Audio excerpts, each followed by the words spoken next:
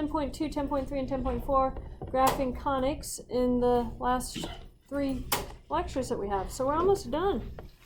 Yay. Okay, so what we want to do is look at, remember last class period I told you there's going to be one added step to what we're doing today. So what we have to understand is the effect of this graph of this straight line for different values of constants for z. So if I have z equals a minus 1, then I'm going to have 3x plus 2y equals a minus 1. Solve that for y, and I have 2y is equal to minus 3x minus 1. Divide everything by 2. So y is minus 3 halves x minus 1 half.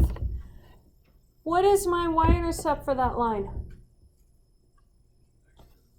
Negative 1 half, right?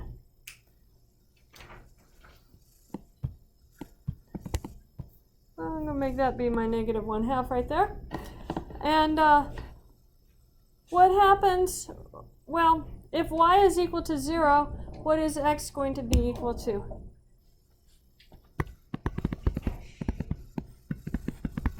Add your 1 half over, multiply by your negative 2/3, and you get a negative 1/3, right?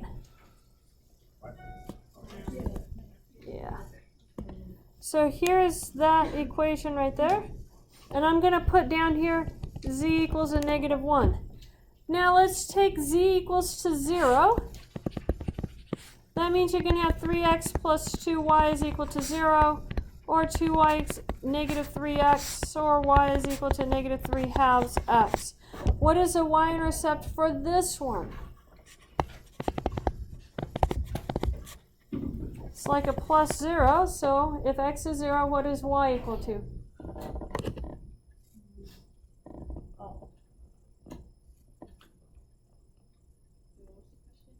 If x is 0, what is y equal to?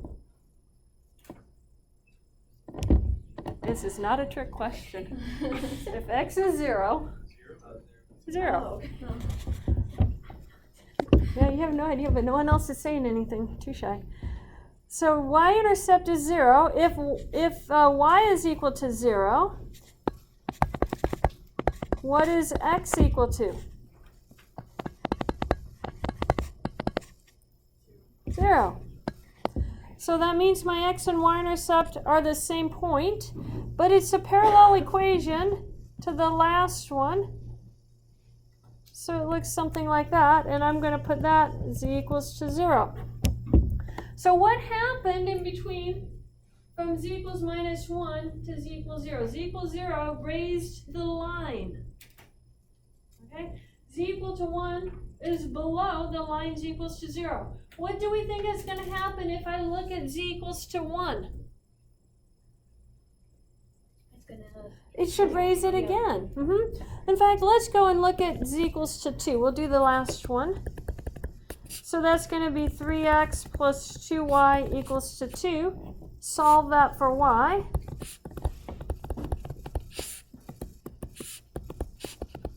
I have y is equal to negative 3 halves x plus 1.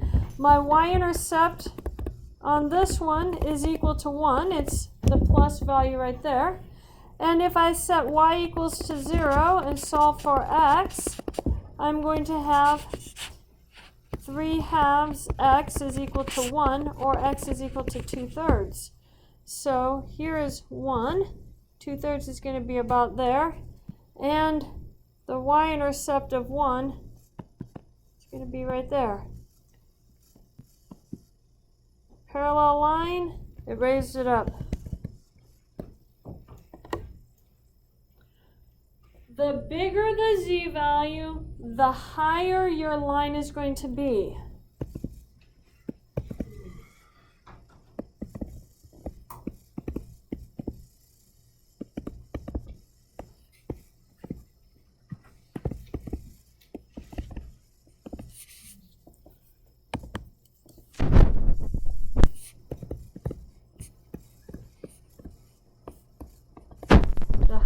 Crosses your y-axis. That's important for us. These are straight lines. Now, what we're going to do is look at a graph. On this graph, we want to find the largest value of z so that the function z equals 3x plus 2y, that's the same function we've been dealing with, intersects the given region. We want the largest value of z. From the previous one, when z was equal to 0, it went through the origin, something like that. The question is, if I draw all of these parallel lines through here, you guys see what could happen? One of them is going to be the biggest point. Whether it's this point up here or this point down there or an entire line joining those 2 points, I don't know. But the biggest value that z is going to happen at one of those vertices. Does that make sense to you guys? You have to move this parallel line, and you just move it across the region until it just barely touches your region. That will give you the biggest value possible because it'll be the highest value on your y-axis where your line crosses your y-axis. What that means is I plug in the points into the z function. That is the only added step we have to do here. So for number 1 right here, I have z is equal to 3x plus 2y, and I'm going to check this at these points that we have. 0, 0, 1, 0, 3, 2, and 0, 5. So when I plug it in for the first one, we have 3 times 0 plus 2 times 0. What is 3 times 0 plus 2 times 0? 0. And then the second one, 3 times 1 plus 2 times 0. 3. We've got a candidate. It's bigger than 0. Then 3 times 3 plus 2 times 2. 9 and 4 is 13. So an even bigger value. And then plug in that last one. 3 times 0 plus 2 times 5. Which is the maximum value? Max z equals to 13 at 3, 2. That's how we write it. Oh, went away.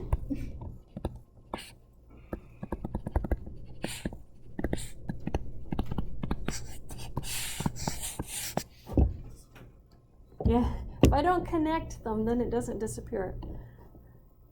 Which is strange because sometimes I can put something and do a circle around it and it doesn't disappear it. And other times, yeah, so not completely predictable. Now, number 2 says find the smallest value of z so that the function intersects the region. What would be the smallest value of z? 0.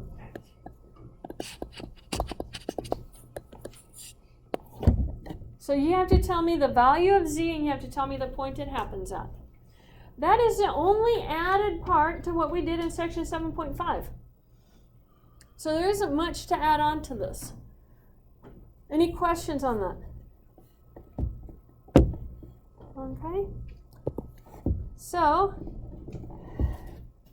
the linear programming says if a linear programming problem has a solution, it must occur at a vertex of the set of feasible solutions. And if there is more than one solution, at least one of them must occur at such a vertex. In either case, the value of the objective function is unique. So the value you get is unique. The notation that you need to understand from here, the linear objective function is called the z function, and the constraints are the regions that you're trying to, the system of linear inequalities. That's the region you graph. So that's the terminology here. Constraints are the region you graph, and the objective function is the z function. Steps to solve this. You're going to sketch the region corresponding to the system of constraints. You're going to find the vertices of that region, and then you're going to test the objective function at each of those vertices and tell me the maximum or the minimum, depending on what the question asks you. Let's do some examples. Find the maximum value of z equals 3x plus 2y, subject to these constraints. My system 1, line 2, and then 3, and then 4. I'm going to label them just like we did before. X greater than or equal to 0 is a solid line. It's my y-axis. So I kind of made it dark. Hopefully it doesn't disappear, because that it'll try and do. Y greater than 0, greater than or equal to 0 is my x-axis. And then let's look at number 3. We have x plus 2y less than or equal to 4. What was our steps for graphing this that we did on our quiz at the beginning of class? What did we do? Solve it for y, right? Yeah. So 2y is less than or equal to minus x plus 4. Divide by 2. I have y is less than or equal to minus 1/2 x plus 2. What is the y-intercept?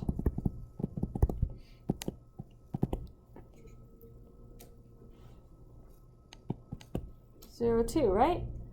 Remember, your y-intercept is that value all by itself. That's your y-intercept. Now let's find our x-intercept. If I set y equals to 0, subtract the 2 from both sides.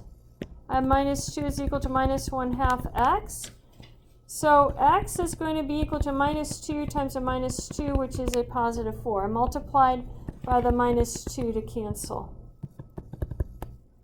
So I get the point 4, 0. Let's graph those. Here's 2. Here's 4.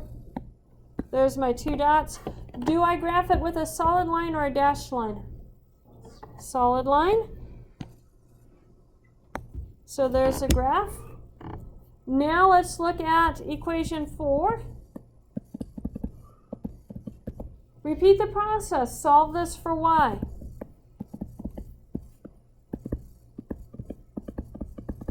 Now help me out. I have a minus y. What should we do? Divide, right? What happens when you divide by a negative? Flip the inequality, yes. So you get x minus 1. What's the y-intercept?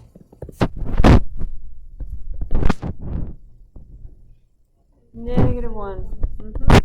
And then set y equals to 0 and solve it for x. What do you get x equal to? 1. So that gives 1, 0.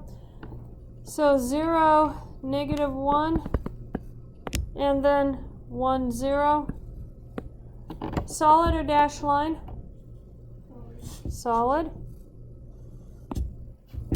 So now we have to shade our region. Notice that I have to shade to the right of the y-axis above the x-axis, and then each of these equations, do we shade below or above these equations?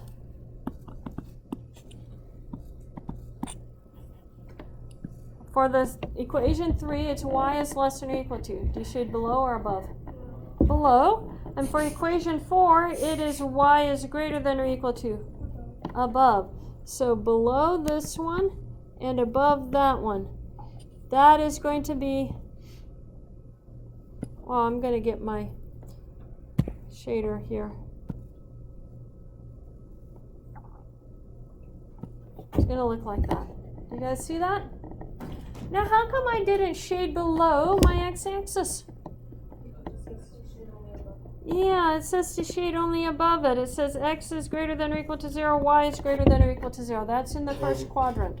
So don't shade outside of that first quadrant. Now we have to find, I know these points right here. This one was the point 0, 2. This is a point 1, 0 from our intercepts. This is a point 0, 0. But what is this point right here? We have to solve for it. 3 and 4. So for 3 and 4 we have wrote 3 down instead of x. X plus 2y equal to 4. And set them equal. Use the equality, not the less than or equal to. And then solve your equations. What method do you want to solve it? Substitution or elimination? Please say elimination. That's my favorite method. We'll go with that one. Good call. And which one do you want to get rid of, x or y? Okay, x. So if I'm eliminating x, then I need to change all of this by -1. So minus x plus y equals a -1. Add straight down, and what do you get? So that says y is equal to 1. If y is equal to 1, let's go back to x minus y equals 1 and plug in the 1. X minus 1 equals 1. What is x equal to? 2. So I have the point 2, 1.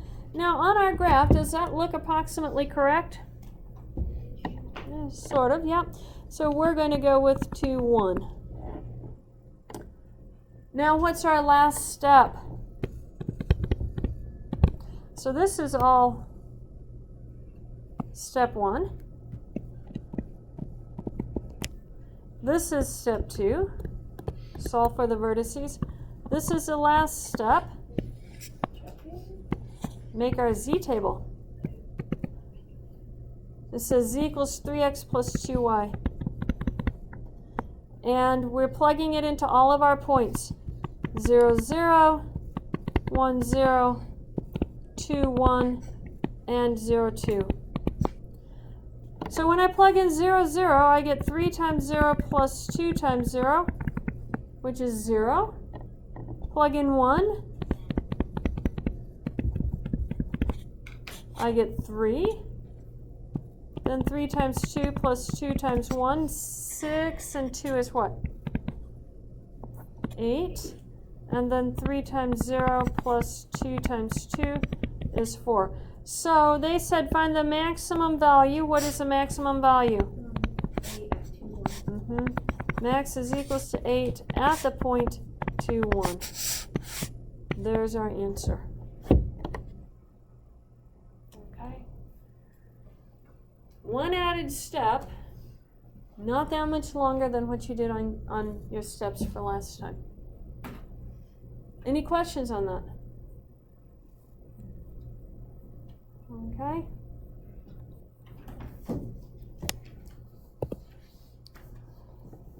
If an objective function has a maximum or a minimum value at 2 vertices, then it will have a maximum or a minimum value all along the line segment joining those 2 vertices. And in which case, you will say max or min, depending on what it is, of z equals along line joining, and then you list the 2 points. This would be point, let's try spelling that better. Point 1 and point 2. You have a homework problem that's going to have that happen. So that's what your answer is going to be. Your maximum or the minimum, whichever it is, of z equals, you give the value, all along the line segment joining, and you put point 1 and point 2. And that's how you do the answers for that. Okay, let's keep going. We are going to come back to this checkpoint. I want to do another example first. Find the maximum value of z, and where this maximum occurs over this region. I forgot to give us a z function, so let's make z be equal to x plus y. 2x plus y. We'll go with that. Let's make this our checkpoint. Yeah, you guys don't have to graph this one. Make this our checkpoint 1. You just have to find the max. Find the maximum. But notice this is not a point right here. So you're just looking at this point right here, this point right here, and this point right here.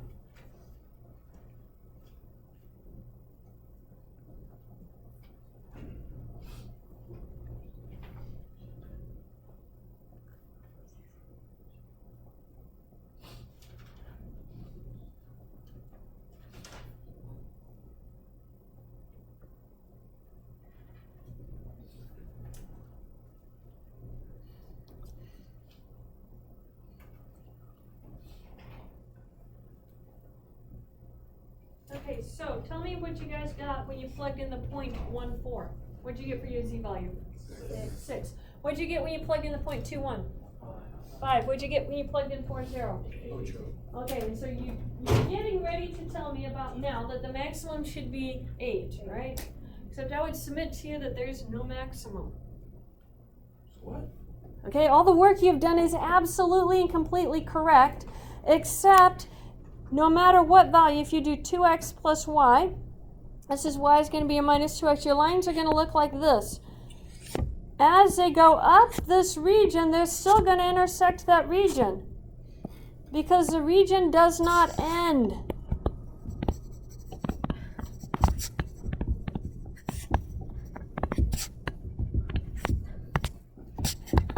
So, put on here, no maximum. Don't erase your work. Don't erase your work. That's good work to have. But just tell me region does not end, therefore there is no maximum. Your work is completely correct what you've done so far. You just have to realize the region keeps going. So if there was a point where it says not a point, then there would be a maximum. Yeah, if there had been a line there and you had a point there, then that would likely have given you your maximum value. Exactly. Question? And let's say it kept on going down, there would be No minimum. That's right. The reason is this is an unbounded region. Unbounded regions have problems with maximums or minimums, depending on which way it's unbounded. Okay, so I want to do one more example with you guys. And this one's very important. You have a homework problem just like this one. You also have a test question just like this one. So homework and test. On the test, you will be setting it up. I will give you another problem that's already set up for you to solve, but this one we have to set up and solve it for the homework. It says the liquid portion of a diet is to provide at least 300 calories. So I know the calories have to be greater than or equal to 300. I guess I'll write that over here. Greater than or equal to 300. 36 units of vitamin A. And 90 units of vitamin C. It says a cup of dietary drink X costs, I'm going to put the cost over here, 12 cents and provides 60 calories, 12 units of vitamin A, and 10 units of vitamin C. A cup of dietary drink Y costs 15 cents, provides 60 calories, 6 units of vitamin A, and 30 units of vitamin C. So you have to make a table. And what we're going to do is we're going to break up by columns. For the calories, I have 60x plus 60y has to be greater than or equal to 300. For the vitamin A, I have 12x plus 6y is greater than or equal to the 36 from right there. For the vitamin C, what do you think we're going to have?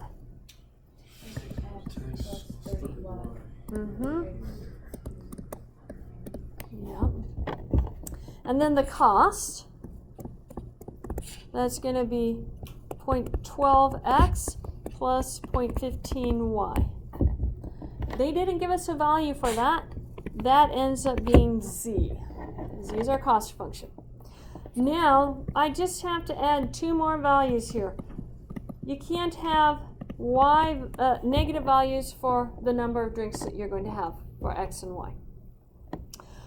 We have to graph this and solve it. I need more paper. So, if I look at the equation 1, 60x plus 60y greater than or equal to 300, I have 60y is greater than or equal to minus 60x plus 300. Divide everything by 60. You're going to have minus x 60 into 300, 5 times, yep. So what is a y-intercept for this?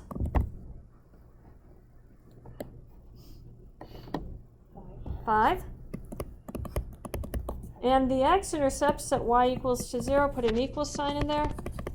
You're going to have x is equal to 5, so you get 5, 0, and 0, 5. I'm going to put the graph right here.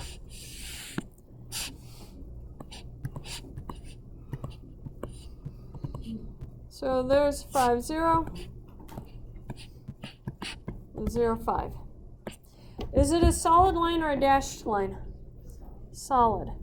And I'm only going to draw it in the first quadrant because I know both x and y are bigger than 0. So that's equation 1. I'll label it right here. And now let's look at equation 2. I have 12x plus 6y is greater than or equal to 36. Solve it for y. Y is greater than or equal to minus 12x plus 36. 6y is greater than or equal to. Divide everything by 6. And so I get y is greater than or equal to minus 2x plus 6. What's our y-intercept? And then set y equals to 0. So you have 2x is equal to 6. What is x equal to? 3. So I get 3, 0. So 0, 6, which is right here. And then 3, 0. Solid or dashed? Solid. Oh, that's horrible. Let's try that again. Oh, it's still horrible. But this is equation 2. And then we have equation 3. So let me scroll down a little bit. Equation 3. We have 10x plus 30y is greater than or equal to 90. Subtract our 10x. We have 30y is greater than or equal to minus 10x plus 90. Divide by our 30. And we're going to have y is greater than or equal to minus 1/3 x plus 3. What is the y-intercept?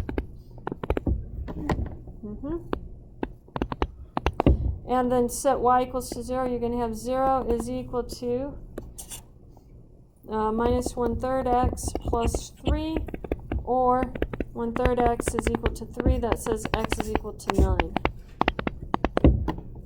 5, 6, 7, 8, 9. And then the other one was 3.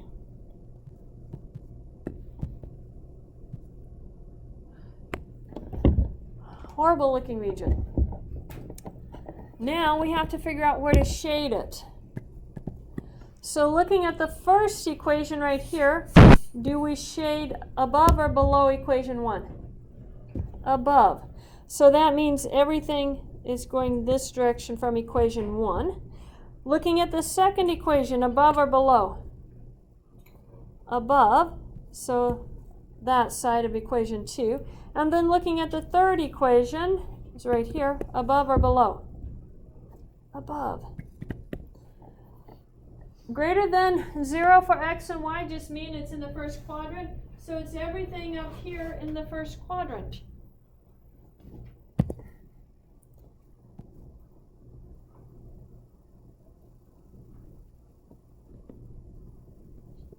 Any questions on that so far?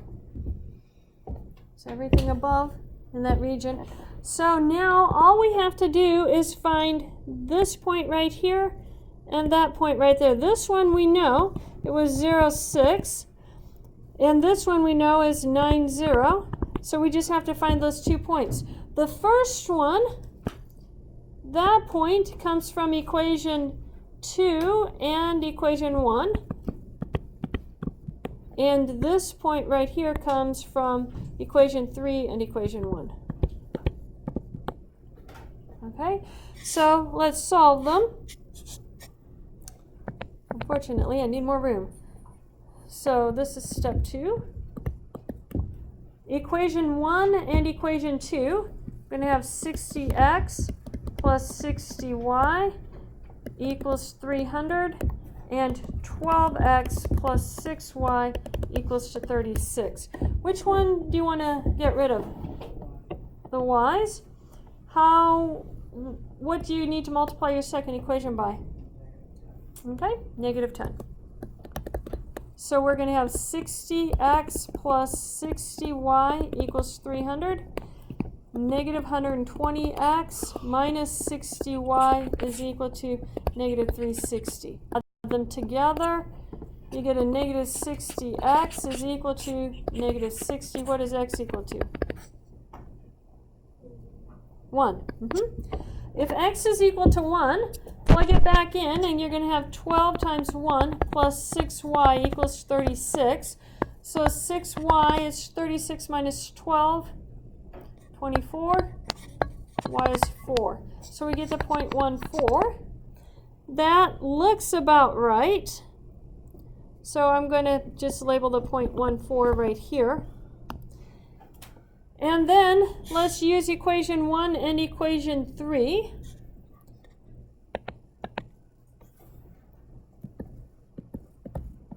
So we're going to have 60x plus 60y equals 300, and then 10x plus 30y equals to 90. Which one do you want to eliminate, x or y? Y. Multiply it by what? Negative 2. So we have 60x plus 60y equals 300.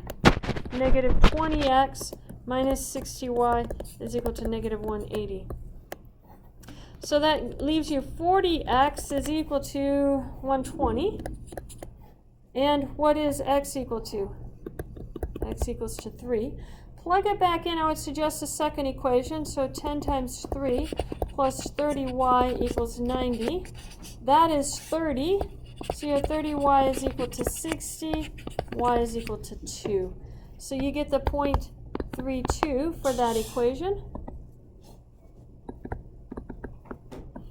Now, we have to figure out what is the z-values for those points. We get that from the cost. Let's address that really quick. It says how many cups of each drink should be consumed each day to obtain an optimal cost and still meet the daily requirements. What is an optimal cost? Is that a high cost or a low cost? Low cost. So we want a minimum for z. Minimum cost function. So we have 2 minutes left. That means you guys over here are going to check for me the 0.06. We'll do it by row. You first row are going to check the point in this z function right here, 0.12x plus 0.15y of the 0.06. Row 2, you guys get the 0.14. Row 3, you guys are going to do the 0.32. Row 4 and 5, you guys are going to do the 0.90. So this is row 1, row 2, row 3, and row 4 and 5. So check those points. I'm going to want to know the z-values for each of those points. Yeah, I'm going to scroll this up in just a second. And compare your answers with each other so that we know that you guys all have the right answer. 0.12x plus 0.15y is your z function. The first row, you're using the 0.06. So plug it in for x and y. Yeah. No, just write it on scratch paper. It doesn't have to be turned in. But we want to complete the problem in the next minute.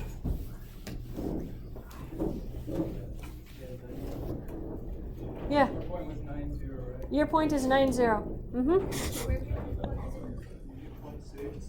Okay, so 0.06, what'd you guys get for that z value, guys? 9. And then for, what was your point on row 2? 0.72. This is the second. What was the z value for the third row? 0.66. And what was the z value for the last one? Which one of these is minimal z? Yeah, 0.6666 cents at, yeah, and then let's put that 0.32.